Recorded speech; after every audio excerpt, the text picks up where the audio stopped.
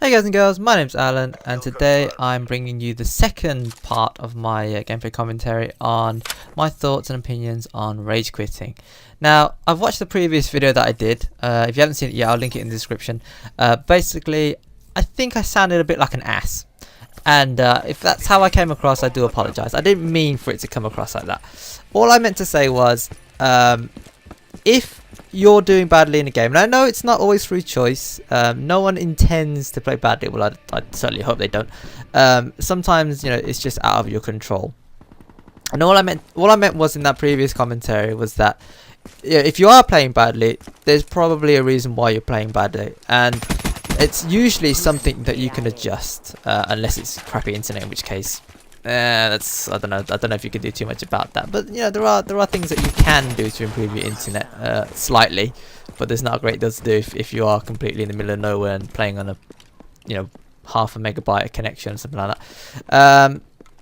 But yeah, so basically, well, I mean, as you can see, I've joined a game, and it's basically just me and this other dude versus I think 3 on the opposite team. So it's a bit of a, I don't know, like sometimes you'll get these weird matches and it takes ages for players to get popped in. And this again, like, you know, covers the thing that I was saying in the previous video, whereby just because players leave doesn't mean you'll always get replacements, and you know, definitely not always on time either. And if I'd had secondary there, I probably could have done a little bit better in terms of defending myself. But I managed to get away anyway. My teammate turns up, helps me out of a sticky situation.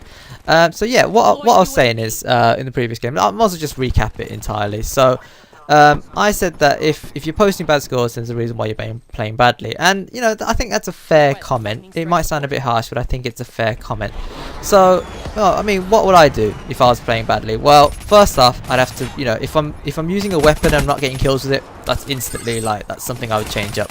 You know, you get 5 class slots, right, by default. Use them. Bring 5 different weapons.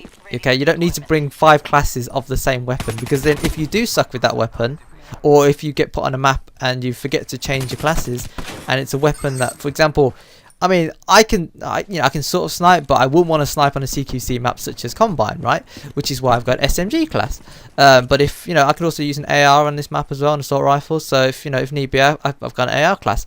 And, you know, and I think I might have talked about this before, but if, you know, the worst comes to the worst and my team do get pooped on, and, you know, opposite team are calling air support, I've got an anti-air class, so I can sort of mitigate a little bit of the pounding that we're taking. So, you know, that's the first thing I'd say, is have a bit of variety in terms of your classes, you know. And also, you've got the ability to bring a certain character with a special ability, so, you know, you should also take that into consideration. And, you know, even if you don't use the attacking ability, you can use the defensive ability. So, I mean, a Battery's got the kinetic armor, a Sparrow's got the vision pulse, Psychosis on what's his name, the robot, can't remember his name now, it'll come to me later. But yeah, you don't have to use the attacking ability, you can use the ability that helps keep you alive. Especially in Black Ops 3, there's a lot of different ways you can play this game. Some people say that it's catered towards more of the casual market, and you can certainly see why. There's a lot of things that help you get kills. So, you know, you just got to try and find a playstyle, a character, a class, a weapon, you know, something that suits you. As I said, sometimes it's not always your fault. Sometimes it's just that your teammates are letting you down because they're not playing well or whatever.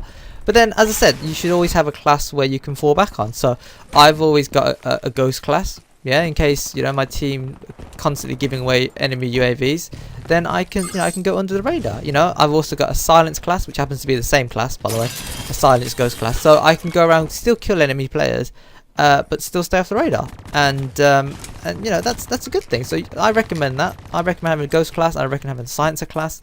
And again, also I've got an I've got an anti-air class and I've got an anti-equipment class. So if the enemy team are constantly calling in score streaks, I can deal with both the air score streaks and the ground score streaks. So, you know, you got to think about these things. It's just small changes to your gameplay, but I think it could, you know, it could be pretty beneficial. So yeah, all I'm saying is you just need to find your style of play. You know, you don't need to copy other people, or maybe do copy other people. If you're seeing someone do something really well with a certain setup, then, you know, maybe try it out and see if it works out well for you. So, I mean, I'm crap out of topics now. That's what I wanted to talk about. I just wanted to apologise for sounding like a dick. I mean, I don't know how much of a dick I sounded, but I watched it back and I think I sounded maybe a little bit harsh. Because as I said, I know nobody wants to do badly in the game, and the fact that I'm sort of berating you for doing badly, that does sound a bit like a dick. But as I said, I didn't mean it to be like that. All I meant was, all you got to do is switch up your gameplay style. So you know, pick the right weapons for the right scenarios. You know, as I said, CQC, use SMGs, don't use shotguns because they're shit. You know, mid-range maps, use an AR, maybe an LMG. You know, have the LMG classes ready if you need to use it against score streaks. You know, that's what they're there for. That's why you have 5. And you know, maybe not everyone's good at every game mode. That's fine. I understand that. I'm definitely not good at every single game mode that I play. I try and learn the game modes, obviously, because I want to experience all of the aspects of the game that I'm paying for. But you know, you don't have to play all the game modes, and that's fine. I mean, most people play TDM and domination. I mean, I think everyone played TDM, but you know, there's no objectives, so there's no reason for you to run around like a crazy man. You can take your time, work your way around the map, you know, and do whatever it is it takes for you to get kills and stay alive, right? Obviously, if you want to play objective-based game modes, you can do that as well. But just if you are taking a beating, then as I said, there's probably a reason why you're taking a beating. So just trying to adjust your game plan. And as I said, there's no harm in like following your team or copying someone else's play style. You know, there's like, everyone has their own unique style of play, and until you find what yours is, you're probably not going to do too well. But that's part of the enjoyment of the game, right? You kind of figure your way around, and then eventually you find what works for you, and then you start doing well, and then you start having a lot of fun with the game. And well, that's me anyway. Now, I mentioned earlier about having different weapons, you know, obviously with your classes, because you can bring more than one. But you know, don't underestimate score streaks as well. If you're struggling to get the higher end score streaks, and I know I struggle sometimes. Sometimes I just can't get into a rhythm where I can, you know, put together a chain of kills and get something decent. So you know, bring along stuff that you can get. Like the lowest score streak is the H60, and yeah, some people might say it's cheap and blah blah blah. But at the end of the day, it's the lowest one. It can get you a kill. You know, so you know, what more do you want, right? And it's not that easy to get, to be fair. In Black Ops 3, the score streaks, the lowest is at least 4 kills in a TDM, which you know is quite a lot compared to previous games. It used to be that you get a UAV at 3 kills. I mean, those are the days, right? But these days, a UAV is 5 kills. So if you can't get a UAV, then obviously put on something you can get. And every kill, especially in the TDM, can turn the tide. You know, I've seen games go down to the wire, and if it's just one H60 kill that gets you that win, then you know, so be it. And you know, don't worry too much about what the people say. Like, everyone uses their own weapons, everyone uses their own streaks, and do whatever works for you. Sometimes I use the H60 just because I know I won't be able to get higher streaks. I mean, obviously I'll put on other stuff as well. So generally, you want a nice spread. So you want to go maybe a couple of low and then maybe one medium or high or something. Or if you don't think you're going to get high score streaks at all, then just go like 3 one after the other. So you've got the H60, you've got the UAV, and then you've got the Talon, not the Talon, the whatever the hell the Dart. You got the Dart. And you know, you can put those on, and if you happen to get all 3 of them, then you could just sit back and get a couple of kills of those and then just start again. And don't forget that score streaks can loop as well, so if you think you are going to do better than you think you are, then obviously don't go all together, because otherwise you'll just lap it over and it'll be kind of a waste. I think that's probably everything I wanted to say about rage quitting and stuff. My bottom line then basically is what I'm saying is, don't quit the game. Don't give them the satisfaction of quitting the game, right? Just do something different. Put on a ghost class, put on an anti-air class, use a different weapon.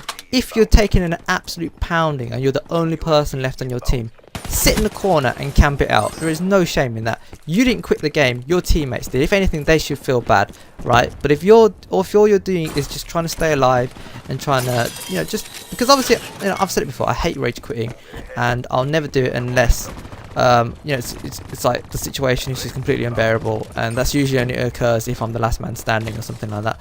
Otherwise, you know, there's no reason why you can't just sit in a corner. Obviously, if there's a full game going on, then don't sit in the corner. I'm not encouraging corner camping or anything like that. Don't get me wrong. But you know, if you are doing badly, then just, you know, play a little bit differently. You know, stick to the edges, take your time, follow your teammates, see what they're doing, try to do the same thing. You know, you don't need to run around and get killed over and over again, because I imagine you're not going to enjoy it, and you just, as I said, you're going to hand the enemy team more kills. So yeah, Anyway, so that's the gameplay commentary for this week. Next week, I'm not sure what I'll be doing yet, but hopefully it'll be something new and interesting.